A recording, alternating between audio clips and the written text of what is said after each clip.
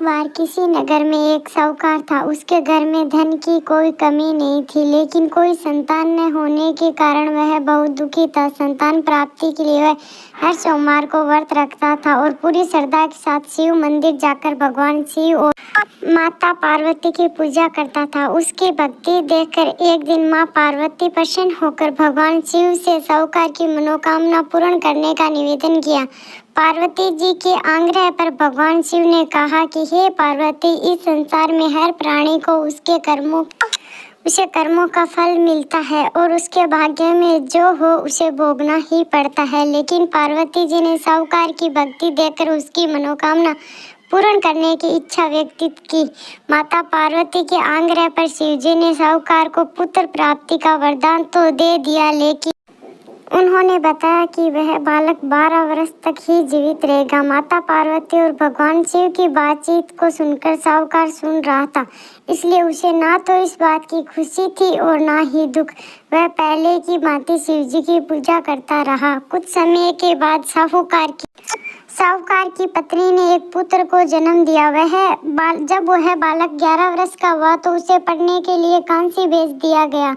साहूकार ने पुत्र के मामा को बुलाकर उसे बहुत सारा धन देते हुए कहा कि तुम इस बालक को काशी विद्या प्राप्ति के लिए ले जाओ। तुम लोग रास्ते में यज्ञ कराते जाना और ब्राह्मणों को भोजन दक्षिणा देते हुए जाना। दोनों मामा भांजे इसी तरह यज्ञ कराते और ब्राह्मणों को दान दक्षिणा देते काशी नगरी निकल पड़े। इस दौरान रात में एक नगर पड़ा, जहां नगर के राजा की कन्या का विवाह था, लेकिन जिस राजकुमार से उसका विवाह होने वाला था वह एकांक से काना था। राजकुमार के पिता ने अपने पुत्र के काना होने की बात को छुपाने के लिए सोचा, क्यों न उसे साहूकार के पुत्र को दुल्हा बनाकर राजकुमारी से विवाह करा दूं। विवाह के बाद इसको धन देकर विदा कर दूंगा और राजकुमारी को अपने नगर ले जाऊंगा। लड़के को दूल्हे के वस्त्र पहनाकर राजकुमारी से विवाह करा दिया गया।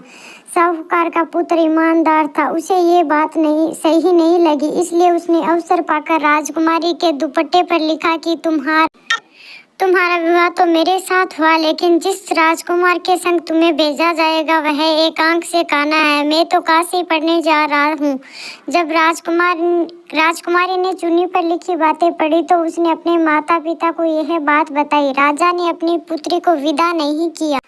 फिर बारात वापस चली गई। दूसरी ओर साहूकार का लड़का और उसका मामा काशी पहुंचे और वहां जाकर उन्होंने यज्ञ किया। जिस दिन लड़का 12 साल का हुआ उस दिन भी यज्ञ का आयोजन किया था। लड़के ने अपने मामा से कहा कि मेरी तबीयत कुछ ठीक नहीं है मामा।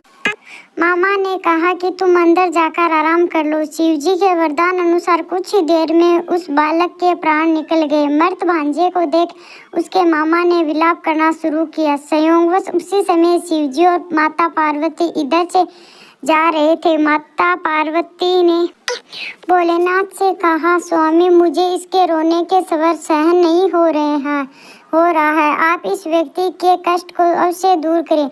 जब शिवजी मृत बालक के समीप गए तो वह बोले कि ये उसी साहूकार का पुत्र है जिसे मैंने 12 वर्ष की आयु का वरदान दिया था। अब इसकी आयु पूरी हो चुकी है, लेकिन मार्त भाव से विभोर माता पार्वती ने कहा कि हे महादेव, आप इस बालक को और आयु देने की कृपा करें, अन्यथा इसके वियोग में इसके माता पिता भी तड़प कर मर जाएंगे। माता पार्वती के पुण्य आग्रह पर भगवान शिव ने उस लड़के को जीवित होने का वरदान दिया। शिवजी की कृपा से वह लड़का जीवित हो गया। शिक्षा पूरी करके लड़का मामा के साथ अपने नगर की ओर वापस चल दिया। दोनों चलते हुए उसी नगर में पहुंचे जहां उसका विवाह हुआ था। उस नगर में भी उन्होंने यज्ञ का आयोजन किया। उस लड़के के ससुर ने उसे पहचान लिया और महल में ले जाकर उसकी खातिरदारी की और अपनी पुत्री को विदा किया। इधर साहूकार और उसकी पत्नी भूखे प्यासे रहकर बेटे की प्रतीक्षा कर रहे थे। उन्होंने प्रण कर रखा था कि यदि